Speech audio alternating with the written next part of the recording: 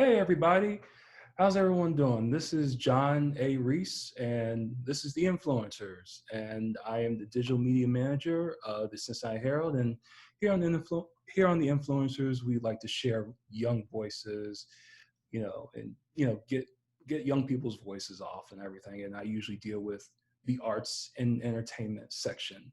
And I hope everyone had a great Thanksgiving. I know this Thanksgiving has been different for everybody due to the COVID pandemic, but I still hope you're able to have a nice Thanksgiving. I hope everyone's having a relaxing, Thanksgiving weekend. But let me introduce my special guest, TT Stern-Enzi. How you doing, TT? Pretty good, pretty good. Good.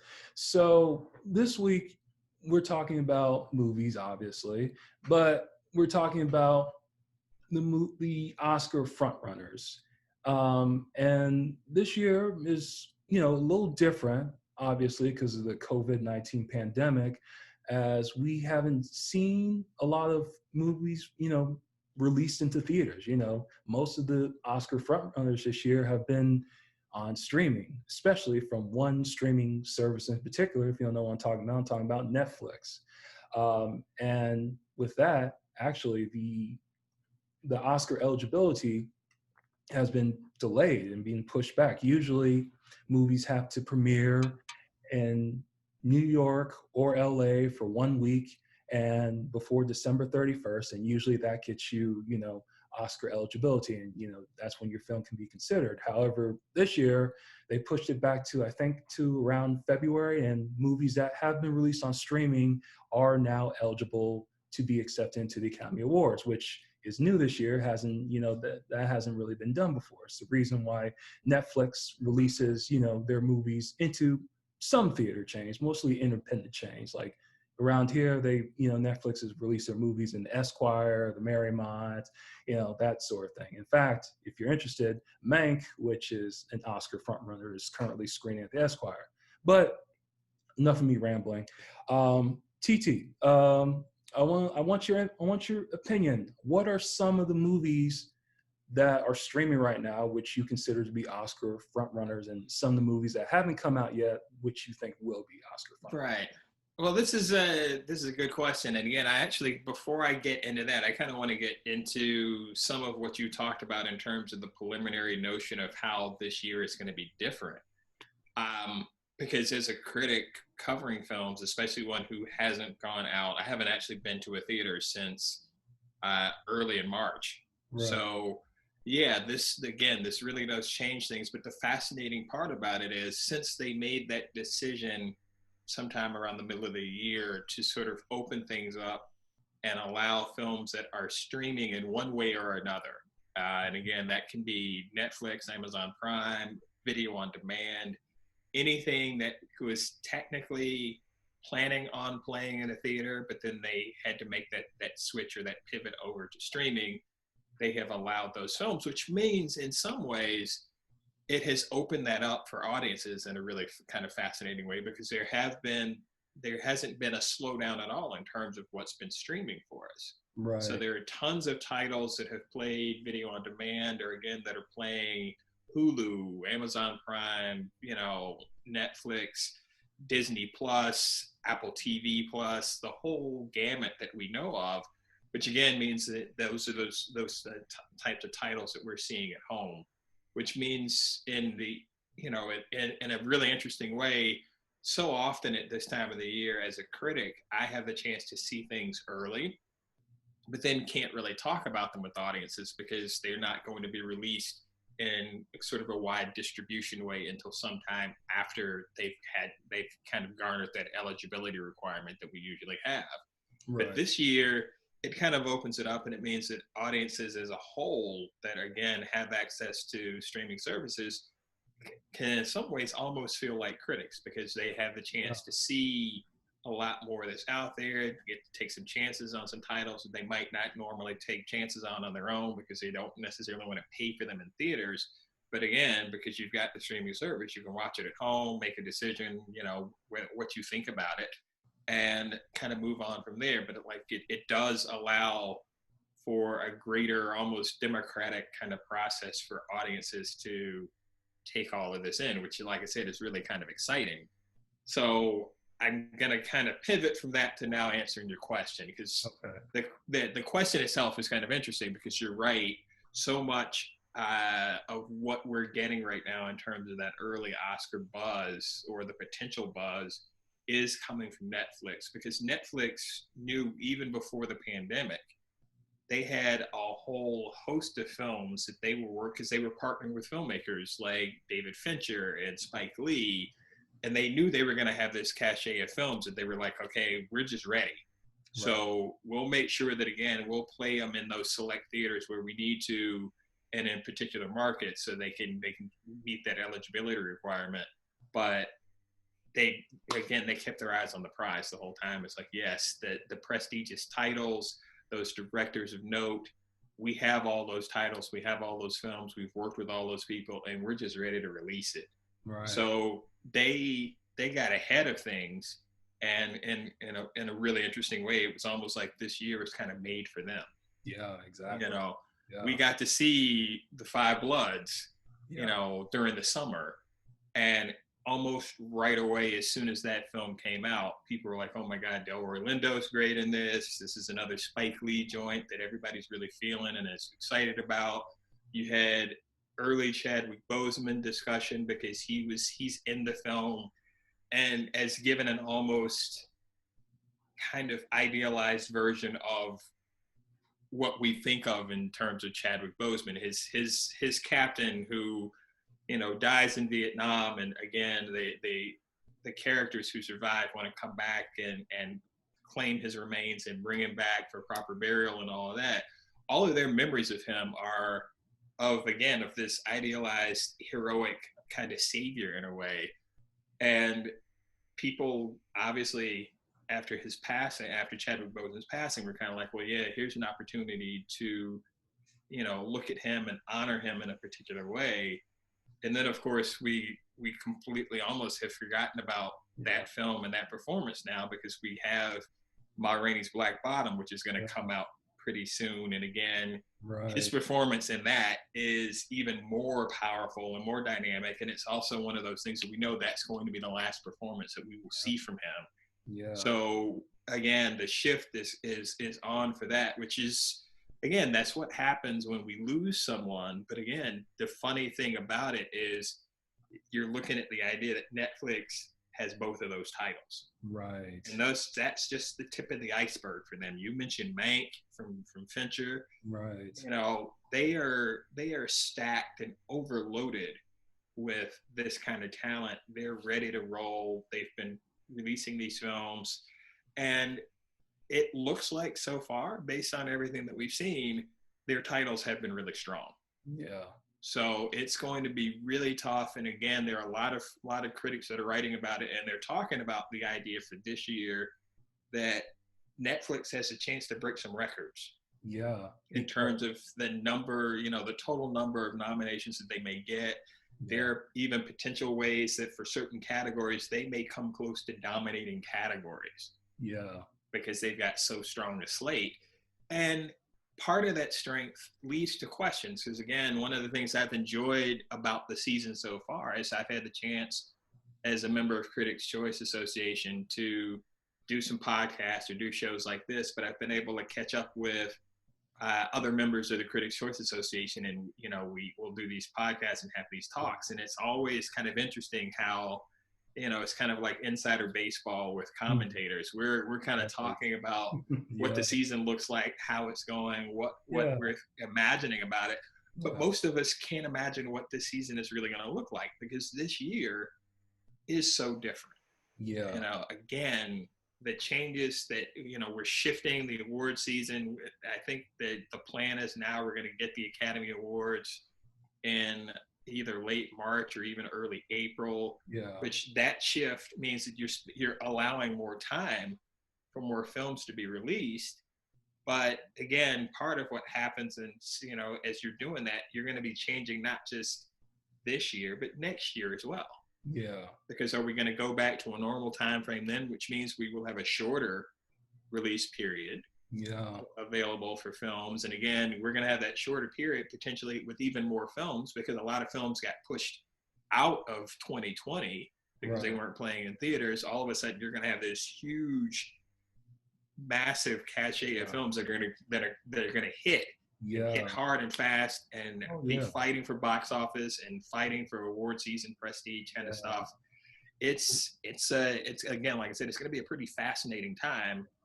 But No, the moviegoer is gonna win because we're gonna get movies like big budget movies, big popular movies like every week. It's going to be yeah, insane. But at yeah, the same time, though, yeah, it's going to be hard. The competition is going to be like so fierce too. But mm-hmm. As a movie fan, I'm just like, oh boy, I get this movie this week, this movie that week. It's like there will be no weeks where it's like there's nothing I want to see. It's gonna be crowded. It's gonna be a crowded slate. Right. And again, like I said, that crowded slate is going to be interesting because, again, a lot of those titles from the studios in particular that were not released this year or will not be released during this time where they normally are, again, they will be shifted into next year. And I'm assuming, and again, this is not based on any really fact-based kind of awareness of things at this stage, but I can only assume that if Netflix had this strong a slate this year, they probably have just as much waiting in the wings for next year as well. Right. So what could happen is we may tend to look at the 2020 year and the films that we get for awards consideration as sort of a down year because we won't have those studio titles, and there will be different directors and filmmakers that are going to be in the mix this year that wouldn't ordinarily be in that sort of circle in that discussion.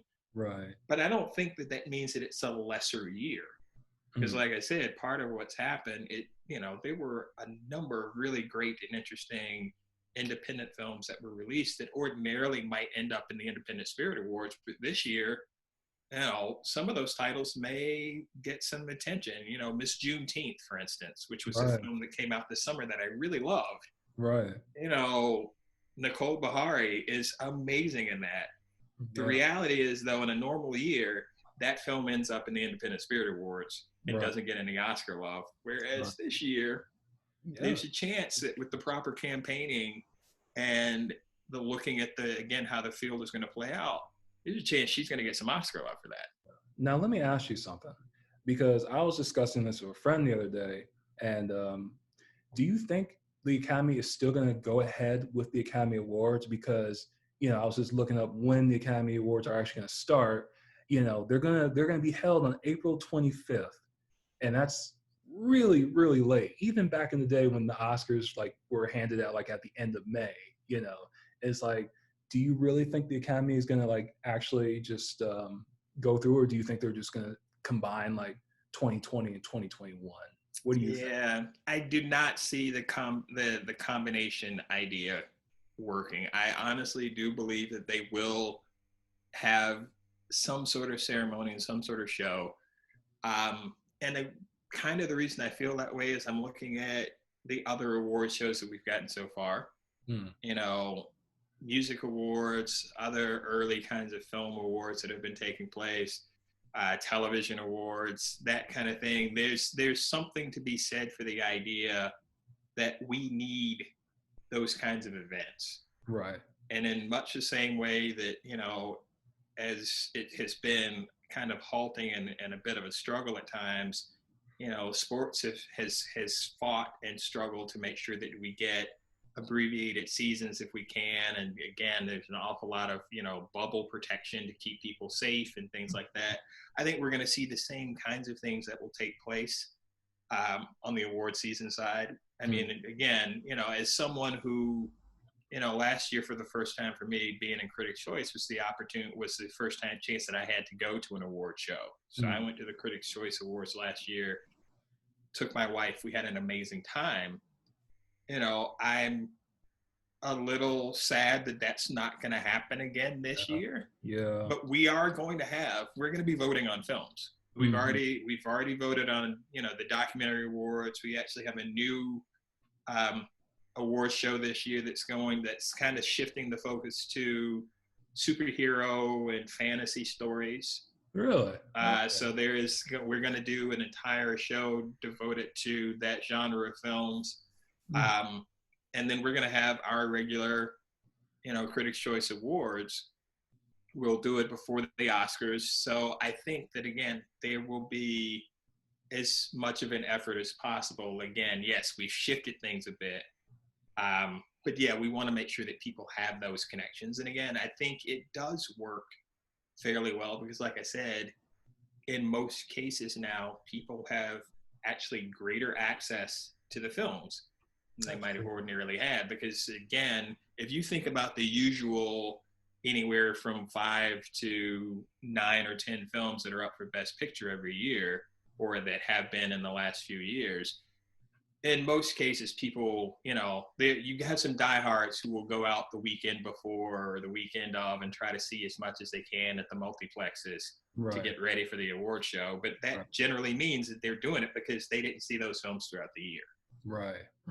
They didn't have access to the time or whatever they needed to be able to see them when they played in theaters during the original runs. Right. But this year, because in large part, most of us are able to see films at home. We're able to see these titles in the comfort of our homes. That means that, there's a greater likelihood that, again, if people are seeing more of it, you need to figure out a way to kind of promote it and celebrate it. So that's why I think the awards, the award shows will go on, should go on. And, it's tough to say that they must go on, but it kind of feels that way. I think there's an imperative for us to kind of figure out ways to keep this going versus the pivot. Not that there's anything wrong with the pivots, because the other part of this is someone who's also a festival person as well. So again, as a festival programmer and an artistic director, I'm also looking at this in terms of thinking about how do you make decisions about putting on an event. And, in March and April and even into May, there were a number of festivals who were not comfortable or felt that they were going to be able to make the pivot to some sort of hybrid or virtual kind of event.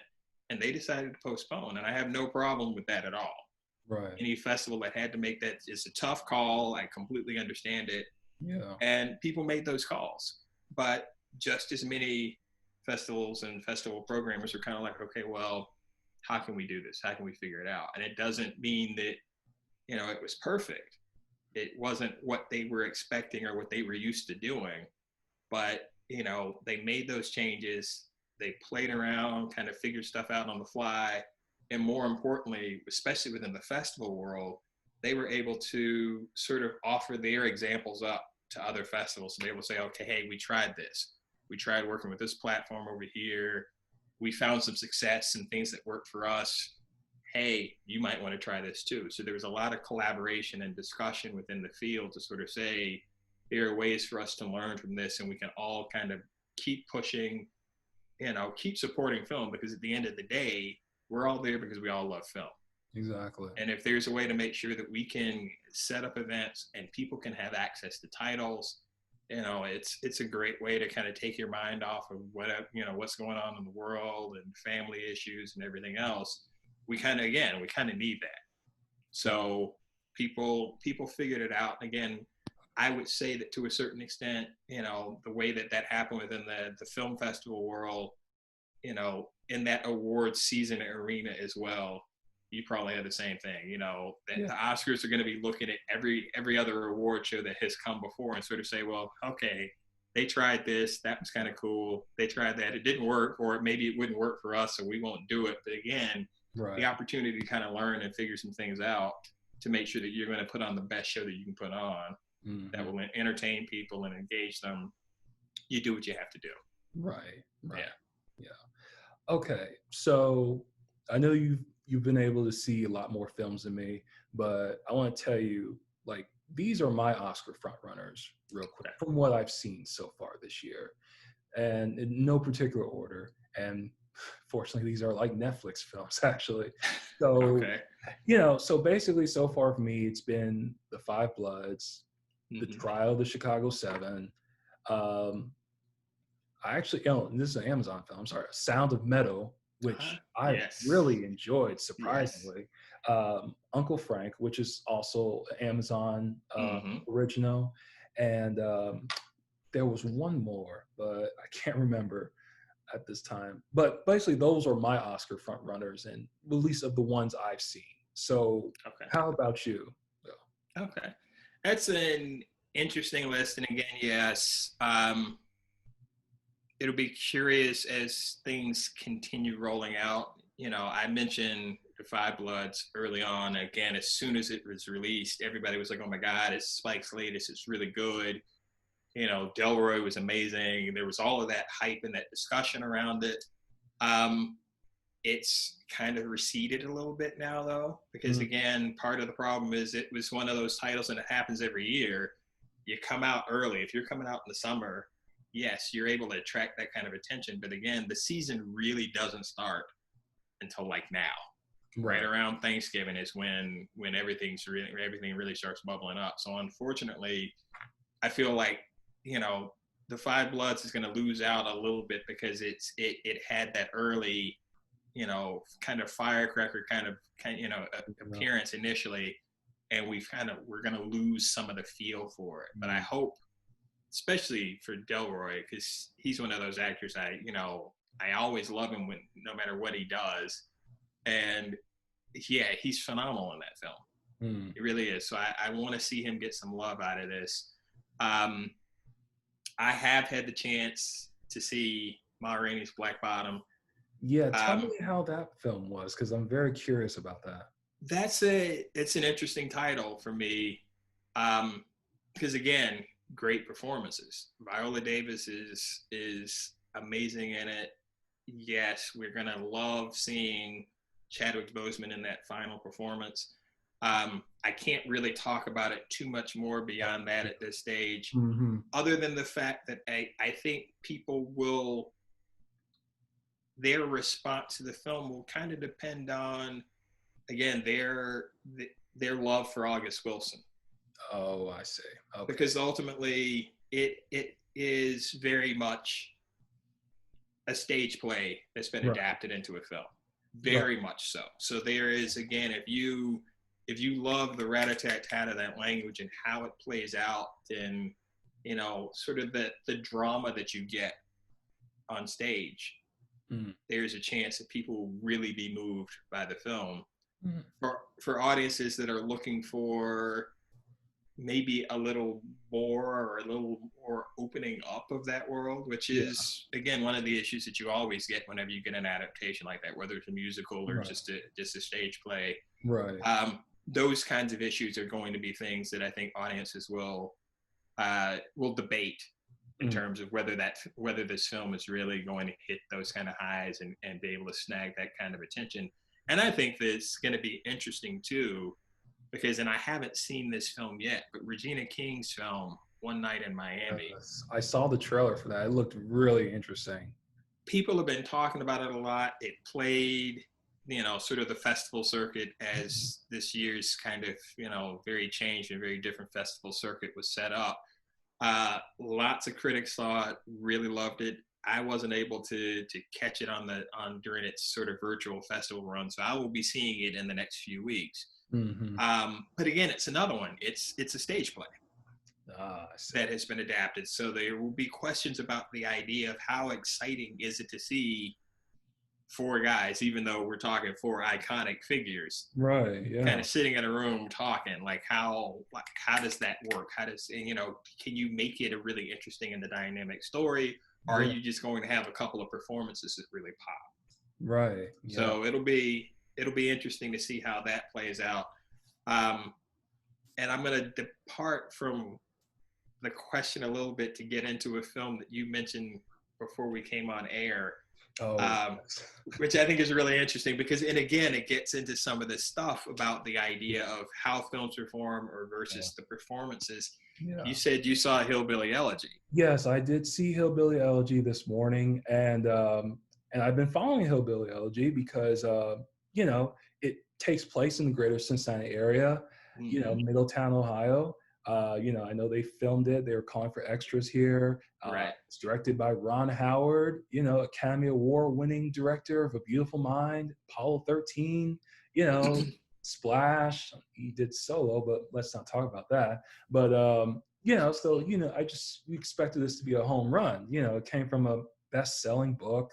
I think the author's name is J.D. Vance. Yeah, it was J.D. Vance. He talks Yes. about his life, his memoir, his growing up. And he lives here in Yeah, Cincinnati now. yeah, he lives in Cincinnati. I didn't know that he lived here Yeah. in Cincinnati. Yeah. So yeah, but it looked like it was going to be a really moving story. He grew up in poverty. Had to deal with a drug addicted mother. Had his grandmother who basically helped raise him. But I gotta say, the film was just really weak film. Unfortunately, it was just it had its moments, but I thought the story was just a little bit, just I want to say overly melodramatic, in my opinion.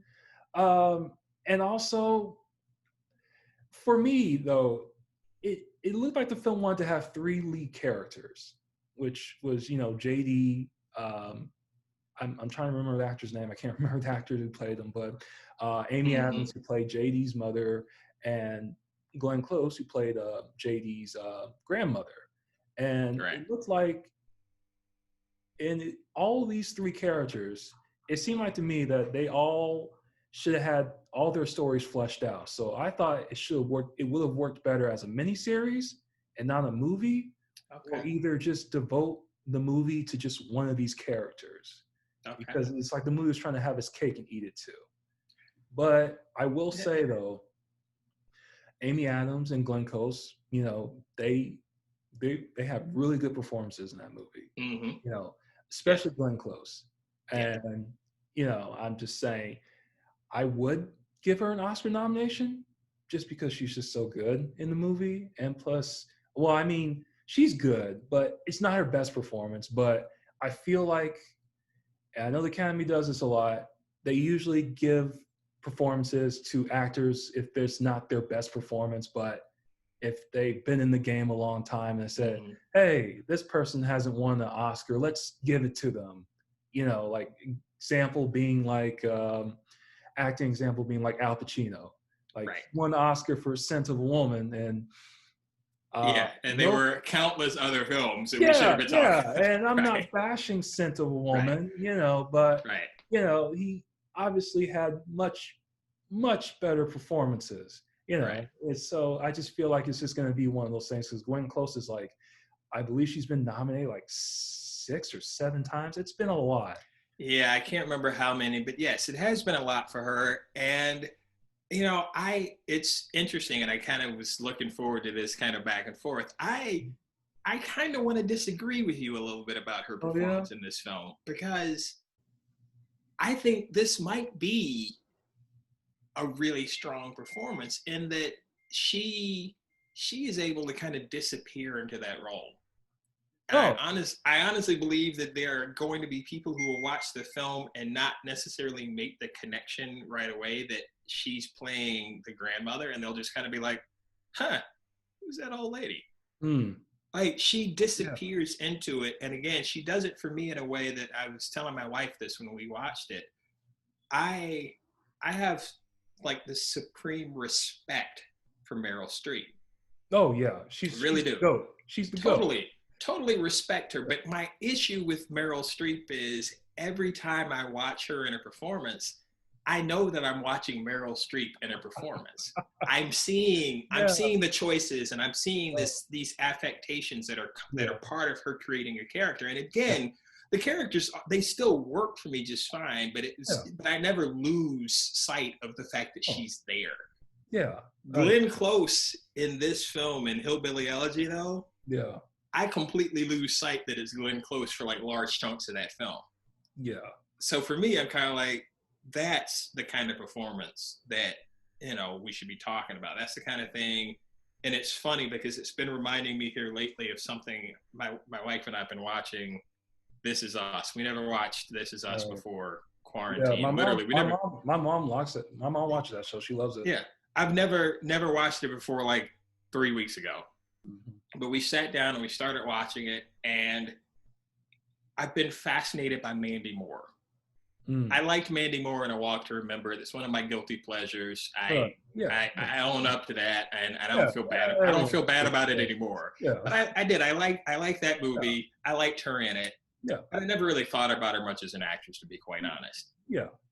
But as I'm watching this show, it's fascinating because she's playing a character who we see sort of in flashbacks as a younger version of this character. But then we also see her as an older woman with grown children. Right. And to see her interacting with the young actors initially in the flashbacks, but then with these grown actors, and Sterling K. Brown plays one of her children as an adult. Right. Yes. But to see her acting opposite him, it's fascinating because you know that she's probably younger than Sterling K. Brown. But as you're watching her, she quietly and subtly has found ways to change herself and to change her movements and her energy, and every part of her, she becomes this older woman. And you can sort of like, just, it's almost like saying, well, yeah, if I have to imagine that it's Mandy Moore, I'm kind of like, that's what Mandy Moore is going to look like going to look and feel like when she's 60, which is kind of cool to see and appreciate that in a performance. And there are only a handful of people who've been able to give us those kind of performances on film. I would say Heath Ledger in Brokeback Mountain did that. Not a lot of makeup. It was just him physically changing himself into this character. I feel like Matt Damon did that in The Good Shepherd.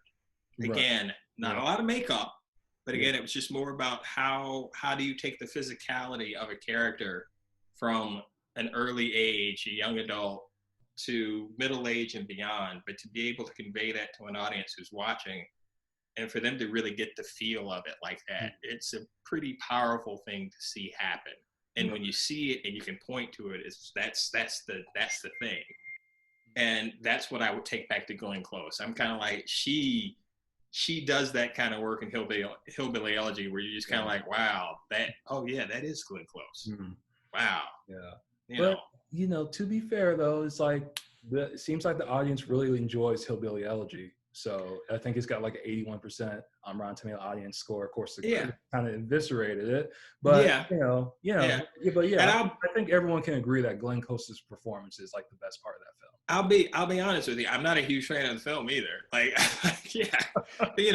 and I generally kind of like Amy Adams. I could take her or leave her in this. I mean, she's not bad. Yeah. But Glenn Close, it's amazing how every once in a while you take a so-so or maybe not even a great film, but there's a performance in it that just pops. You're just like, wow, that's great acting. Yeah, it could be her time. So it's like, so that would be nice, because Glenn Close is she's a great actress. She's definitely overdue. Yeah.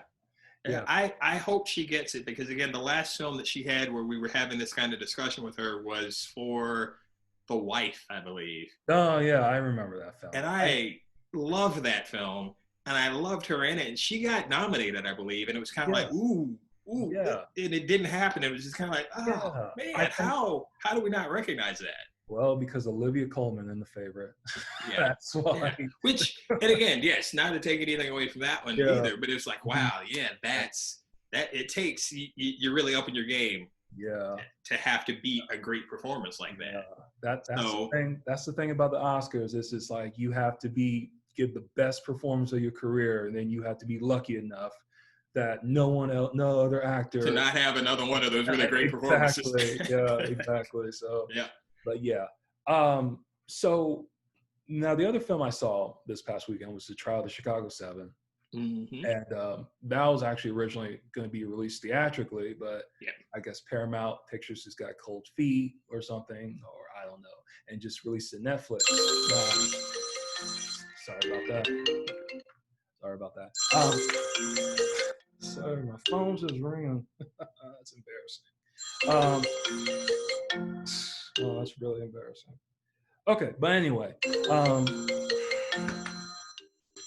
how did I shut that off? Okay, but anyway, I saw The Trial of the Chicago 7, and I gotta say, it was a spectacular film. And I was just amazed because this is like, well, I know because it's written and directed by Aaron Sorkin, Right. and you know, he's a legendary screenwriter, and but this is like his second Right. directorial debut. And you know, as much as I Hmm. like Molly's Game, I really did. You know, I thought, you know, obviously the screenplay was better than the direction, Sure. but Yeah. you know, but I gotta say, I think he really stepped up his game with Trial of Chicago 7. And it also helps that the cast is just simply amazing. Like, Yeah. oh my goodness. I'm just like, and especially for me, Sacha Baron Cohen. Yes. Like, Yes. Definitely. I know Sacha Baron Cohen is like, he's best known for his comedic roles and everything, Borat, Bruno, all that Hmm. stuff. But it's very rare that we see him as like a dramatic actor and stuff. And I gotta say, he shined here. And I know like all all the actors, they're going for like supporting Hmm. roles and everything. Um, and I think out of all of them, because I think out of all of them, he probably has the best chance to be like nominated. I Because think so. I know this thing's already going to get best screenplay. That's no doubt because of Hmm. Sorkin, and I think he has a pretty good shot at best director too. But I'm just saying the performances. I think Sacha Baron Cohen has the best chance, like of Right. getting nominated. What are your thoughts on that? Yeah, I totally agree with you. And again, it's one of those things. I saw Trial of Chicago 7 a little later than some of my friends that are part and colleagues that are part of Critics' Choice. And it was actually kind of intentional on my part because so many people rushed to see it or had the opportunity to see it in press, you know, the press links that we were at early. The buzz was out there already. So I caught it a little later, which gave me a chance to kind of let some of that die down and kind of be able to just soak it in with without a lot of that chatter and the buzz kind of heavy in my head as I was watching it. And he did. He completely popped for me, and it was funny because, of course, having a new Borat film out too, you have that understanding again of him as a comedic performer, and a lot of what he does as Abby Hoffman is about the sort of the laughs in a way and the humor of his character looking at the situation that he finds himself in. But he's able to give it this really interesting kind of shading where you know that every every joke that he goes for, every line in there has there's so much more behind it, and he's able to convey that in those really key moments. And it's a great performance. um, and it probably is the one that draws the most attention, especially when you've got that talented cast and a group of people together. Everybody's fighting for that little crumb of attention that they're going to get, or hopefully have that moment that'll be, ooh, this will be the scene that will be played when my name comes up in the nominations. It's everybody's fighting for that. He doesn't have to fight for it. Again, his scenes are there, they pop. And I think it's going to work pretty well for him. And again, kind of speaking back to our conversation before we came on live, I have been telling everyone and in every opportunity I've had in the last week or so now that if you're gonna watch the Trial of Chicago 7 on Netflix, it would be a great double feature to then switch over to Amazon Prime and catch Steve McQueen's.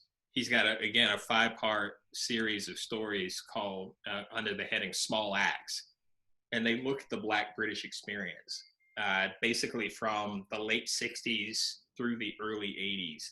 But the very first one is called Mangrove, and it's based on a situation in Britain in the late 60s where British police were harassing a particular bar kind of restaurant owner, pushing this guy as much as they could, and again doing so based on racially motivated kinds of issues.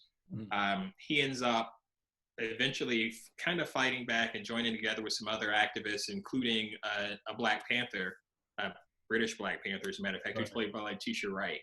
Oh, okay. And there is a trial of it's the Mangrove Nine.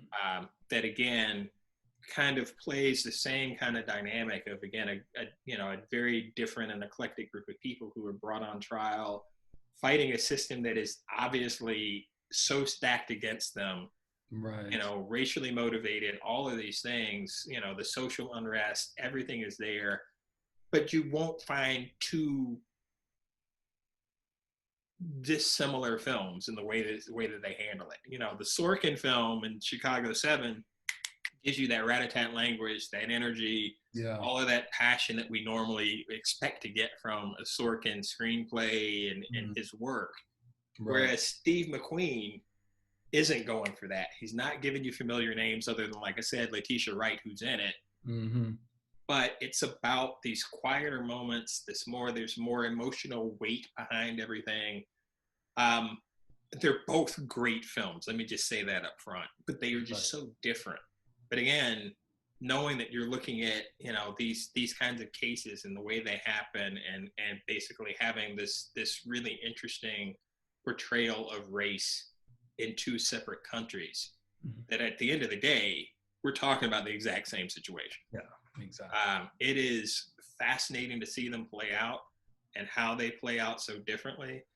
And unfortunately for Steve McQueen's Small Axe series, he made a decision, which I think in the end was the right decision, to say that he wanted these 5 stories to be seen by as many people as possible. So he decided to not plan on putting them out in theaters. He released them, I think, as a partnership with the BBC and with Amazon Prime.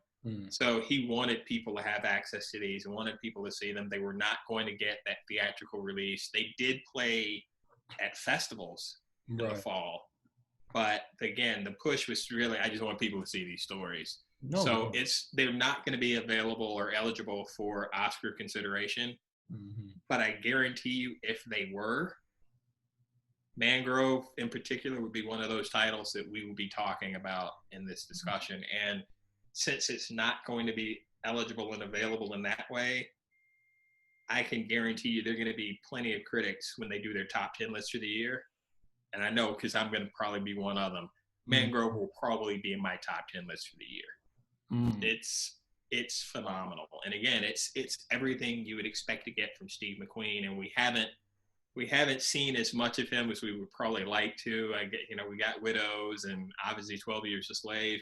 Right. But all of a sudden, basically, he was kind of like, well, let me just remind you that I'm still here. Because again, he gave us basically 5 feature-length films that he's releasing one at a time for 5 weeks. That's an awful lot to give us, and it's a great reminder that he's one of those directors that we can never forget. Oh yeah, definitely. I know he won the Oscar for 12 Years a Slave and everything, but a lot of people slept on his Widows film, which I thought was one of the best films of that year. But unfortunately, no one saw it. And Daniel Kaluuya, yes, amazing in that film. Amazing. So yes, there's like I said, I feel like he's kind of just reminding us just to say, hey, you know what, I'm still here. Yeah. And again, it's great work. It really is. It's phenomenal work. Right. Now, real quick, because we're trying to wrap up here, I'd like to talk about some of the other films that are coming out real soon that, and I know you've seen some of these films, but one of them is Pieces of a Woman. Yes. And that actually premiered at the Venice Film Festival, and Vanessa Kirby, she won Best Actress at the Venice Film Festival. She did. And she's gonna be in that discussion for Best Actress, and totally deserved. But it's one of those interesting things. It's a title that, again, yes, I believe it's another one of those Netflix titles as well. Yes. So yeah, but it's a smaller film, so it will not necessarily blow up to garner that kind of Best Picture kind of attention on the big scale. But again, they're going to zero in. She's given a performance unlike probably anything we're going to feel like we've seen in a while. Shia LaBeouf is in it, and he's one of those guys. I have watched his career with amazement, to be quite honest, because I can remember that whole Project Greenlight film he did as a young kid, where he was first getting started. Yeah. I remember watching that series when it first came on with Matt Damon and Ben Affleck and them like producing a film and all that kind of stuff. And seeing his performance in that early film, I was like, wow, this kid is like, he kind of feels like a young Tom Hanks. Like it was like, I was thinking that, he's going to be funny and engaging and do all this stuff. Yeah. And he's had a much different life and career. Oh, definitely. But at the end of the day, he's a hugely talented guy. Oh, I agree. Hugely talented. And again, what he does in this film is powerful work. You know, like I said, I'm kind of excited to see what happens with this film, because again, that's going to be one of those Netflix titles. It's not going to be the big attention grabber, but it's like I said, she's gonna get us and hold us, and she deserves to. She really does. And that's a testament to, again, another testament to maybe how this year plays out, because probably in an ordinary year, this is one of those titles that gets, the Independent Spirit Awards kind of love, right? And might not drift over into the Oscar lane as much. But because of the way things are, she's going to get the chance to drift into that Oscar lane, get into discussion, potentially get a nomination. And I always feel kind of bittersweet about the idea of people getting those opportunities and seeing what they do with them. Because again, win or lose, if you can say you were a nominee, that's a big deal. And again, for most mainstream performers, it gives you the chance to get bigger roles, better pay, all those kinds of things. So you want people to get those opportunities to kind of move and grow with them. I just always feel, unfortunately, that for, performers of color, it's a little tougher. Like you may get lucky and get that role that gets you the nomination. Oh yeah. Or hey, you might even get it and get a win, but it still doesn't necessarily guarantee you that the doors are going to be opened in the same way. So but I think we're getting better about that. I really do. I think we're getting better. Daniel Kaluuya's name is one of those that kind of comes up for me. Oh yeah. You look at Get Out and what he's been able to do since then. The opportunities he's had, the doors have opened. Right. And hopefully there are going to be other performers. Like I said, I'm kind of looking at Nicole Beharie. Yeah. If she's able to sneak in and get some more love outside of the Independent Spirit Awards, is this going to be an opportunity for her to start getting some different kinds of roles, to get some more mainstream acclaim? Oh yes. Will we see that from her, or maybe she goes the route of Regina King, who we forget Regina King's been around for forever. She's not a new face, but you get a great role, you get a win, and now all of a sudden she's directing, she's branching out and she's getting these opportunities. That's what you want, and that's what should happen. So let's just see if that does continue to happen. Again, I think that Vanessa Kirby is not necessarily going to have to worry. She's if she gets a nomination for this, we're going to see, and the industry's going to see and appreciate, wow, she's got more to offer than just being Jason Statham's sister in a Fast and Furious spinoff. Yeah. But hey, there's nothing wrong with that. I'm sure she got paid really well to be in the Fast and Furious film, so she's not knocking that at all. But she won't have to do that stuff anymore unless she just really wants to. Yeah, no, I totally get it. The Fast and Furious films are my guilty pleasure too. So I'm right there with you. Right, I have them all on Blu-ray, so I can't make fun of them at all. And the last movie I wanted to talk to you about was Minari, because I saw the trailer and it definitely looked interesting. It looked to me, it was about like a Korean family that moved to a small farm and looked in search of the American dream, and then the grandmother comes and then causes chaos or I don't know. but yes, it's there's a the foreign film, so or is it a foreign film? I know it's it's distributed by A24. right. It's weaving a very fine line. It's not exactly a foreign film. Right. The filmmaker is based on his family story. He's here in the U.S. His family moved here. Mm-hmm. There are language issues along the way because I believe the grandmother doesn't speak much English throughout the Right. film, or much of, if any at all. So yes, there's subtitles here and there, but it is a very strong American story.